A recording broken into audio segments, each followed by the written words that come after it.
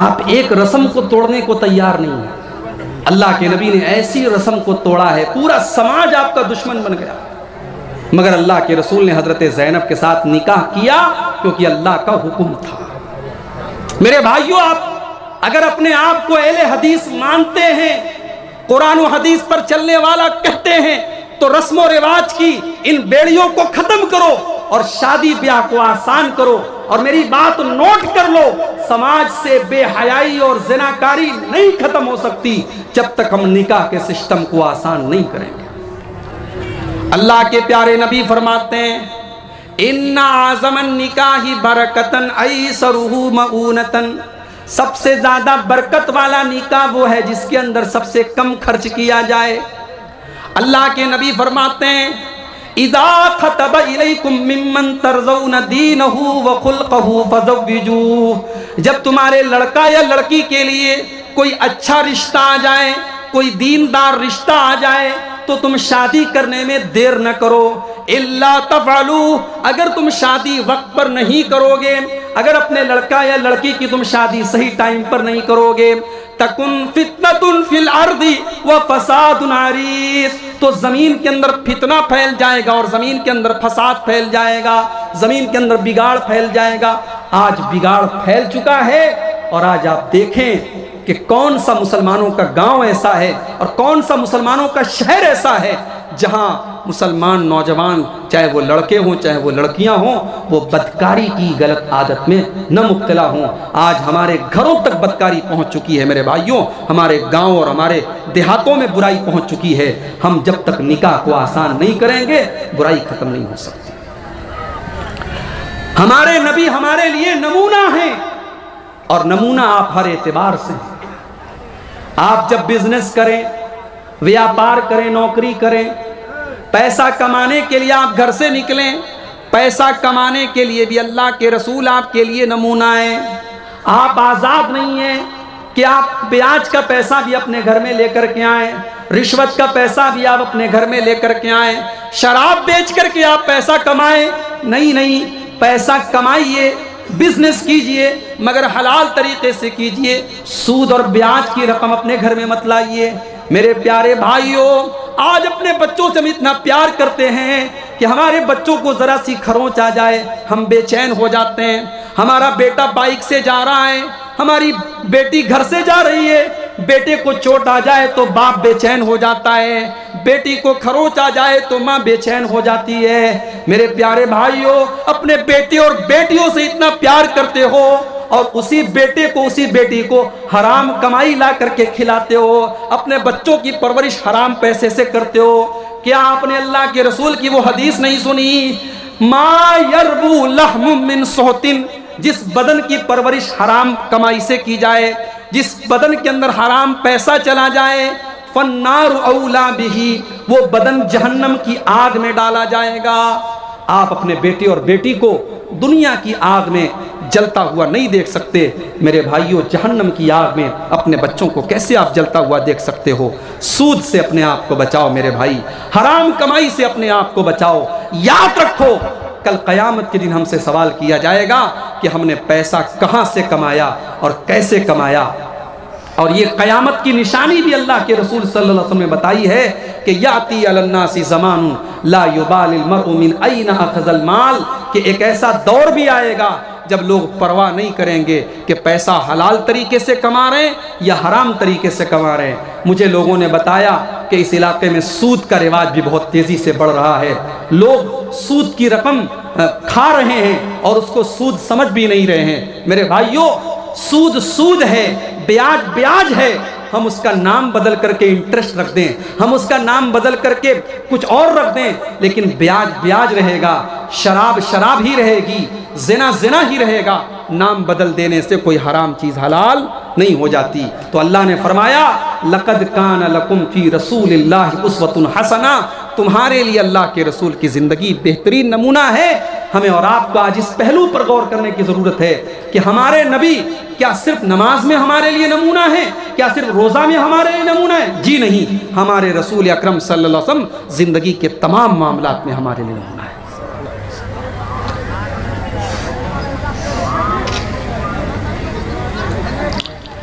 एक सवाल ये आया है कि अगर किसी ने किसी लड़की को गोद लिया है, पाला है, तो वो लड़की पालने वाले इंसान को बाप कह सकती है या नहीं, और पालने वाली औरत को माँ कह सकती है कि नहीं? बिल्कुल कह सकती है। भाई हम एक आम आदमी को अपने बाप कह करके, चचा कह करके पुकारते हैं। एक आम औरत को जो बूढ़ी है हम उसको माँ कह करके पुकारते हैं। हमारे माँ कह देने से वो हमारी माँ नहीं हो जाती, हम एहतराम के तौर पे माँ कहते हैं। तो जाहिर है कि अगर किसी ने किसी बच्चे को गोद लिया है तो वो अगर माँ की तरह परवरिश कर रही है, वो बाप की तरह परवरिश कर रहा है, तो वो लड़का या लड़की उसको माँ कह सकती है, उसको बाप कह सकता है। मगर माँ कह देने से वो उसकी सगी माँ नहीं हो जाएगी, और बाप कह देने से वो उसका सगा बाप नहीं हो जाएगा, और वल्दियत में हमेशा उसके असल बाप का नाम ही लिखा जाएगा। और जब उस लड़का या लड़की की शादी होगी, निकाह के टाइम भी उसका जब नाम लिया जाएगा तो असल जो बाप का नाम है वही नाम लिया जाएगा। और सरकारी कागजात भी जब बनवाए जाएं तो कोशिश की जाए कि असल वालिद का नाम ही लिखा जाए, ताकि किसी तरीके की गलतफहमी न हो। इस्लाम ने इस पर बड़ी सख्ती से जोर दिया है कि वल्दियत किसी की तब्दील नहीं होनी चाहिए, जो जिसका बाप है उसके असल बाप का नाम ही उसके साथ लेना चाहिए। और यहाँ एक बात और भी याद रखिए कि अगर किसी ने मान लीजिए किसी बच्चे को गोद लिया, अब पहले से उसके कुछ लड़के या लड़कियां हैं, तो अब इसने जिस बच्चे को गोद लिया अगर उसको दूध पीने की उम्र में दूध पिला दिया, यानी वो बच्चा या बच्ची 2 साल के अंदर उसको गोद लिया और उसको दूध पिला दिया 2 साल के अंदर, तब तो वो सब आपस में भाई भाई बन गए, भाई बहन बन गए। लेकिन अगर उसको मान लो 2 साल के बाद लिया या दूध नहीं पिला सकी, तो फिर ये आपस में भाई बहन नहीं माने जाएंगे। इस औरत के जो पहले से बच्चे हैं वो उसके सगे भाई बहन के बराबर नहीं माने जाएंगे। जब ये लड़का या लड़की जवान होगा तो फिर इसको बाकी लड़के या लड़कियों से जैसा शरीयत का हुक्म है पर्दा करना पड़ेगा और शरीयत के हुक्म के मुताबिक चलना पड़ेगा। तो मेरे भाइयों, आज हमें और आपको इस पर भी गौर करने की ज़रूरत है। हम मस्जिद में जाते हैं, माशाअल्लाह माथे पर सजदे का निशान है, माशाअल्लाह चेहरे पर भरपूर दाढ़ी है, हम अच्छे हैं, दीनदार हैं, मगर घर के अंदर जब हम जाते हैं हमारी बीवी के साथ हमारा सलूक कैसा है, हमारे बच्चों के साथ हमारा सलूक कैसा है। बहुत सारे लोग हैं समाज की नज़र में बहुत अच्छे हैं, गांव वालों की नज़र में बहुत अच्छे हैं, मगर उसकी बीवी से जाके पूछो, बीवी बताएगी कि वो कितने अच्छे हैं। याद रखो, इंसान जब घर से बाहर निकलता है लाख मेकअप करके निकले, लाख अपने चेहरे पर मुस्कुराहट सजा करके निकले, लाख अच्छा बन करके निकले, मगर इंसान कितना अच्छा है ये उसके बच्चे जानते हैं, उसकी बीवी जानती है, उसके घर वाले जानते हैं। इसलिए अगर अच्छा बनना है तो सबसे पहले अपने घर वालों के लिए अच्छे बनो, अपनी बीवी के लिए एक अच्छे शौहर बनो, अपने बच्चों के लिए एक अच्छे बाप बनो, अपने माँ बाप के लिए एक अच्छी औलाद बनो। इसीलिए अल्लाह के नबी फरमाते हैं, खैरुकुम लिअहलिही, ओ लोगों तुम में सबसे अच्छा इंसान वो है जो अपने परिवार के लिए अच्छा हो। व अना खैरुकुम लिअहली, और मैं तुम्हारे अंदर अपने परिवार के लिए सबसे अच्छा हूँ। क्या आप अपनी बीवी के साथ हंसी मजाक करते हैं? अरे नहीं मौली साहब, दिन भर काम करके रात में थके हारे घर जाते हैं, बीवी के साथ हंसी मजाक कौन करेगा? मैं कहता हूं आप दुनिया के सबसे बड़े बिजी और सबसे व्यस्त इंसान भी अगर बन जाएं, तब भी आपकी बीवी का आपके ऊपर हक है मेरे भाई, और बीवी का हक आपको अदा करना पड़ेगा। एक शौहर और बीवी का रिश्ता बड़ा प्यारा रिश्ता है, इस रिश्ते को आपको निभाना पड़ेगा। अल्लाह के रसूल के एक सहाबी थे, मैं आखिरी बातें कर रहा हूं क्योंकि मुझे हुक्म भी मिला है, बात को शॉर्ट कर दीजिए। अल्लाह के रसूल के एक सहाबी थे, हजरत अबू दरदा अंसारी रजी अल्लाह ताला। ये अंसारी सहाबी थे, मदीना में रहते थे। ये रात में नमाज पढ़ते थे, दिन में रोज़ा रखते थे। शादी हो चुकी थी लेकिन बीवी से कोई मतलब नहीं रखते थे, बीवी के पास बहुत कम जाते थे। इनके एक दोस्त थे हजरत सलमान फारसी, ये अक्सर अपने दोस्त के घर आते थे, और अभी चूंकि पर्दे का हुक्म नाजिल नहीं हुआ था तो हजरत सलमान फारसी अपने दोस्त की बीवी के साथ भी बातचीत करते थे, उनका सामना करते थे, क्योंकि अभी पर्दे का हुक्म नाजिल नहीं हुआ था। बुखारी की रिवायत है, एक दिन हजरत सलमान फारसी अपने दोस्त अबू दरदा के घर आए, उन्होंने देखा कि मेरे दोस्त अबू दरदा की जो बीवी है उम्मे दरदा, उनके बाल बिल्कुल बिखरे हुए हैं, चेहरा बिल्कुल मैला कुचैला बना हुआ है। हजरत सलमान फारसी ने पूछा कि भाभी जान, ये आपने क्या हुलिया बना के रखा है? आपका चेहरा इतना उतरा हुआ क्यों है? आपके बाल इतने बिखरे हुए क्यों हैं? आप तो शादीशुदा औरत हैं, आपको तो बन संवर के रहना चाहिए, बंठन करके रहना चाहिए, अपने शौहर के लिए सज धज के रहना चाहिए। गौर करें हमारी माएँ बहनें, जलसे में जाना है तो बड़ी खुशबू लगा के और बड़े मेकअप करके जाती हैं, शादी ब्याह में जाना है तो नई वाली साड़ी निकाल के जाती हैं, और शौहर बेचारा वो जब घर में आता है तो उसके सामने कभी बनना संवरना और अपने आप को सजाना संवारना इसको ज़रूरी नहीं समझती। याद रखिए, ये शौहर का हक है कि बीवी उसके लिए सजे और संवरे। तो हजरत सलमान फारसी ने कहा कि भाभी जान, ये आपने क्या हुलिया बना के रखा है? आपका बाल ऐसा बिखरा हुआ है, चेहरा इतना मैला कुचैला है, क्या बात है? हजरत उम्मे दरदा कहने लगी, ऐ सलमान, मैं क्या बताऊं, मैं मेकअप करके क्या करूंगी, मैं बन संवर करके क्या करूंगी? मेरे शौहर को मुझसे कोई मतलब ही नहीं है। रात में वो रात भर तहज्जुद पढ़ते हैं और दिन में वो रोजा रखते हैं, उनको तो अपनी बीवी बच्चों से कोई मतलब ही नहीं है। हजरत सलमान फारसी समझ गए क्या मसला है।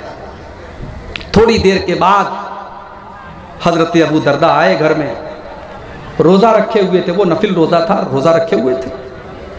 दस्तरखान बिछाया और हजरत सलमान फारसी से कहा कि खाना खा लीजिए। हजरत सलमान फारसी ने कहा मैं खाना नहीं खाऊंगा, पहले आपको भी खाना पड़ेगा। बोले मैं रोजा हूं? का नहीं, आपको रोजा तोड़ दीजिए, आप साथ में खाना खाइए। हजरत सलमान फारसी ने ज़बरदस्ती उनका रोज़ा तोड़वाया। इससे एक मसला ये भी पता चला कि नफली रोज़ा, रमज़ान के रोज़े की बात नहीं हो रही है, नफली रोज़ा तोड़ा भी जा सकता है अगर कोई ऐसी मसलहत आ जाए। सलमान फारसी ने रोज़ा तोड़वाया, दोनों दोस्तों ने रोज़ा तोड़ा, साथ में खाना खाया।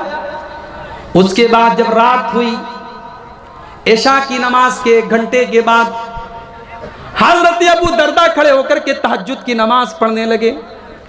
हजरत सलमान फारसी ने मना किया, रुक जाइए, अभी तहज्जुद मत पढ़िए, थोड़ा और टाइम गुजर जाने दीजिए। थोड़ा और टाइम गुजर गया, आधी रात हो गई। फिर हजरत सलमान ने कहा, हजरत अबू दरदा खड़े होने लगे। हजरत सलमान ने कहा अभी रुक जाइए, अभी तहज्जुद का टाइम नहीं हुआ है। जब रात का आखिरी पहर आया और फजर के 1-2 घंटा पहले का वक्त आया, तब हजरत सलमान फारसी ने कहा अब उठिए और अब आप तहज्जुद पढ़िए और मैं भी आपके साथ तहज्जुद पढ़ता हूं। जब दोनों दोस्तों ने तहज्जुद की नमाज पढ़ ली, तहज्जुद की नमाज पढ़ने के बाद अब हजरत सलमान फारसी ने कहा कि ऐ अबू दरदा, इन्ना लिरब्बिका अलैका हक्का व इन्ना लिअयनिका अलैका हक्का व इन्ना लिजसदिका अलैका हक्का व इन्ना लिज़ौरिका अलैका हक्का। ऐ अबू दरदा, आपकी आँखों का भी हक है, आपकी बीवी का भी हक है, आपके मेहमान का भी आपके ऊपर हक है, आपके शरीर का भी आपके ऊपर हक है और आपके रब का भी आपके ऊपर हक है। आप नमाज पढ़ते हैं, बहुत अच्छी बात है, आप तहज्जुद पढ़ते हैं, बहुत अच्छी बात है, मगर अपने जिस्म का भी ख्याल रखिए, अपनी बीवी का भी ख्याल रखिए, अपने मेहमान का भी ख्याल रखिए, सबको सबका हक दीजिए। जब अल्लाह के रसूल सल्लल्लाहु अलैहि वसल्लम के सामने ये पूरा वाक़या बयान किया गया, अल्लाह के रसूल ने फरमाया सदक़ सलमान, सलमान बिल्कुल सही कह रहे हैं, सलमान ने बिल्कुल सही बात कही। तो मेरे भाइयों, इस्लाम तो ये तालीम देता है। इस्लाम इस बात का नाम नहीं है कि आप बीवी बच्चों को भूल जाएं और आप दिन भर नमाज ही पढ़ें और दिन भर आप रोज़ा रखें और बीवी बच्चों का हक अदा ना करें। आप एक अच्छे बाप बने, एक अच्छे शौहर बने और एक अच्छे परिवार के आप सदस्य बने। ये भी अल्लाह के रसूल की सीरत का एक हिस्सा है। वक्त में